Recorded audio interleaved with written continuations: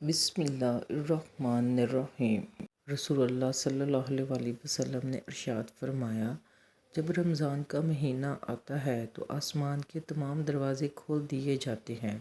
جہنم کے دروازے بند کر دیے جاتے ہیں اور شیاطین کو زنجیروں سے جکڑ دیا جاتا ہے۔ نبی کریم صلی اللہ علیہ وسلم نے فرمایا، روزہ ایک ڈھال ہے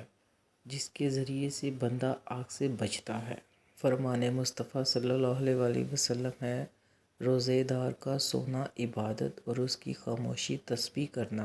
اور اس کی دعا قبول اور اس کا عمل مقبول ہوتا ہے۔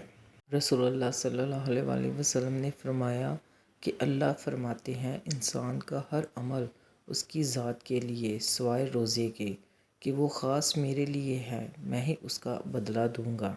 فرمان مصطفیٰ صلی اللہ علیہ وسلم ہے، ماہ رمضان میں دل کھول کر خرچ کرو، چونکہ رمضان میں خرچ کرنا ایسا ہی ہے جیسے کہ فی سبیل اللہ خرچ کرنا۔ جو شخص اللہ کے راستے میں ایک دن کا روزہ رکھے گا، اللہ تعالیٰ اس کے بدلے اس کے چہرے کو آگ سے 70 سال کی مسافت پر رکھے گا۔ رسول اللہ صلی اللہ علیہ وسلم نے ارشاد فرمایا،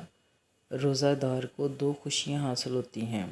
ایک اس وقت جب وہ افطار کرتا ہے تو خوشی محسوس کرتا ہے، اور دوسری جب وہ اپنے رب سے ملاقات کرے گا تو روزے کا ثواب دیکھ کر خوش ہو جائے گا۔ جو شخص رمضان میں اللہ کی رضا اور اس کا قرب حاصل کرنے کے لیے کوئی غیر فرض عبادت یعنی سنت یا نفل ادا کرے گا تو اس کو فرضوں کے برابر اس کا ثواب ملے گا، اور اس مہینے میں فرض ادا کرنے کا ثواب 70 فرضوں کے برابر ہے۔ رسول اللہ صلی اللہ علیہ وسلم نے ارشاد فرمایا، روزہ دوزخ سے بچنے کے لیے ایک ڈھال ہے، اس لیے روزہ دار نہ فحش باتیں کرے اور نہ جہالت کی باتیں، اور اگر کوئی شخص اس سے لڑے یا اسے گالی دے تو اس کا جواب صرف یہ ہونا چاہیے کہ میں روزے دار ہوں۔ حضرت ابو ہریرہ رضی اللہ عنہ کہتے ہیں کہ رسول اللہ صلی اللہ علیہ وسلم نے فرمایا، جس نے بغیر کسی شرعی رخصت اور بغیر کسی بیماری کے رمضان کا کوئی روزہ نہیں رکھا تو پورے سال کا روزہ بھی اس کو پورا نہیں کر پائے گا، چاہے وہ پورے سال روزے سے رہے۔ حضرت ابو ہریرہ رضی اللہ تعالیٰ عنہ سے روایت ہے کہ فرمایا، رسول اللہ صلی اللہ علیہ وسلم جب ماہ رمضان آتا تو جنت کے دروازے کھول دیے جاتے ہیں۔ ایک روایت میں ہے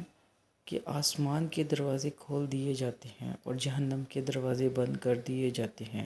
اور سرکش شیاطین جکڑ دیے جاتے ہیں۔ نبی کریم صلی اللہ علیہ وسلم نے فرمایا کہ اللہ تعالیٰ نے فرمایا، ابن آدم کا ہر عمل اس کا ہے سوائے روزے کے،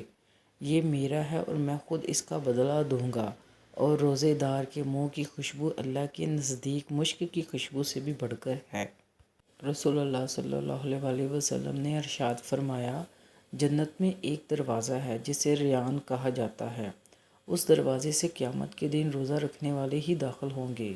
ان کے علاوہ کوئی اور داخل نہیں ہوگا۔ کہا جائے گا کہ روزہ رکھنے والے کہاں ہیں؟ پھر وہ اس دروازے سے داخل ہوں گے،